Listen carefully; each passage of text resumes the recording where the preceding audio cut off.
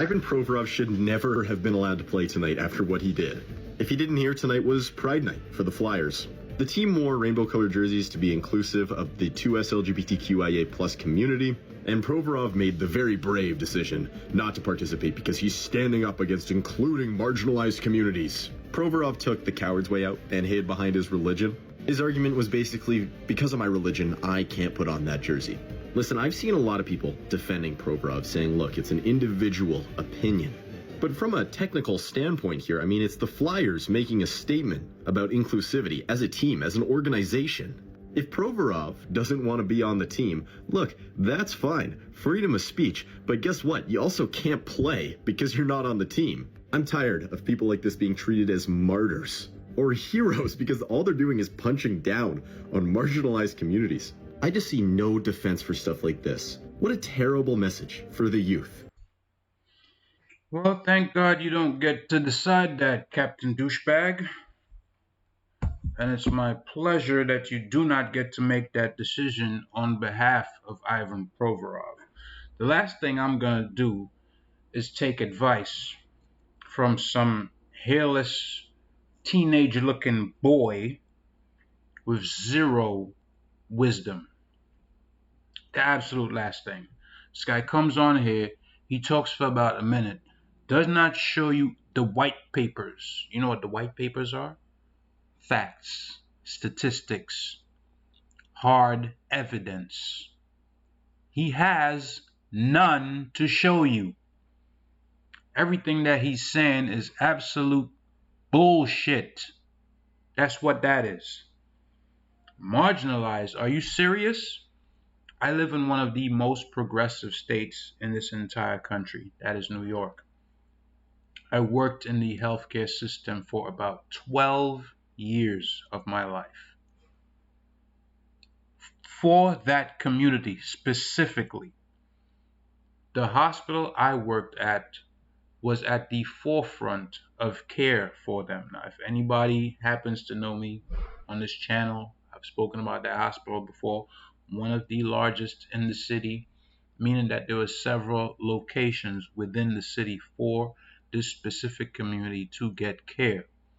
And I'm not just talking about surgeries. I'm talking about follow-up appointments, making sure that the insurance they had covered their procedures, covered their visits, all these different things. 9 times out of 10, I had to deal with this specific community head to head.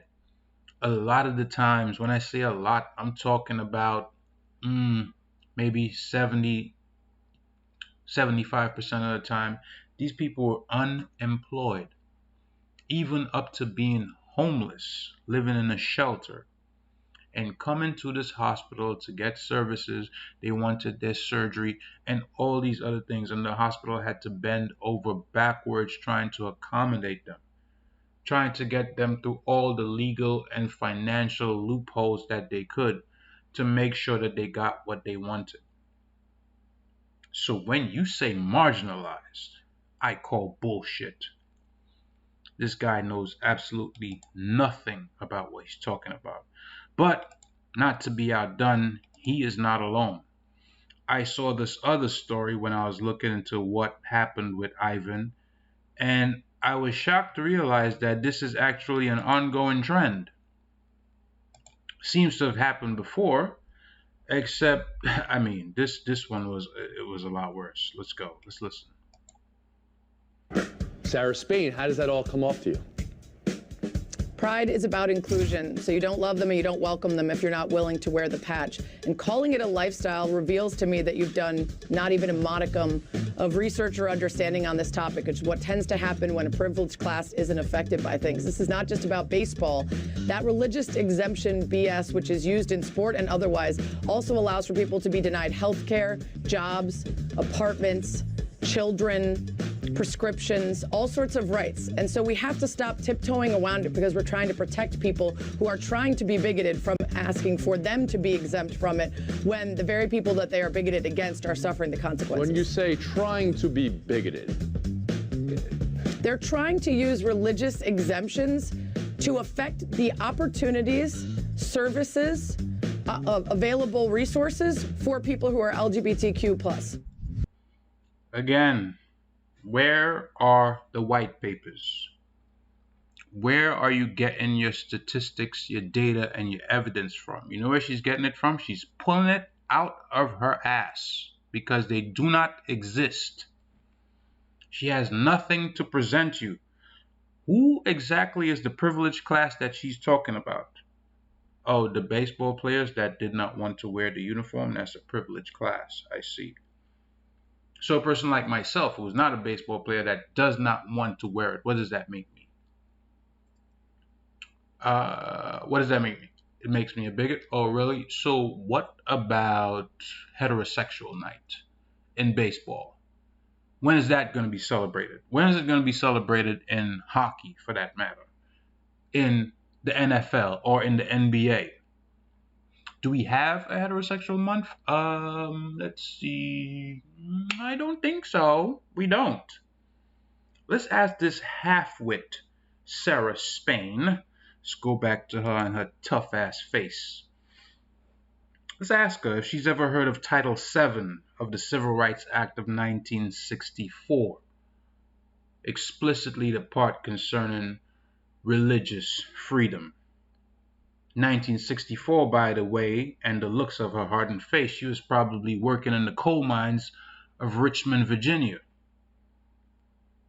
Do you mean to tell me that this woman does not know what the Constitution is? You haven't heard of the amendments or anything like that? See, these are the people that they bring up to you. All these guys are like, what the F are you talking about, man? Everything she just said there is lies. And you know how I know it's lies? Because I already said what I had to say about it concerning care and all these things, right? I live in this city, right?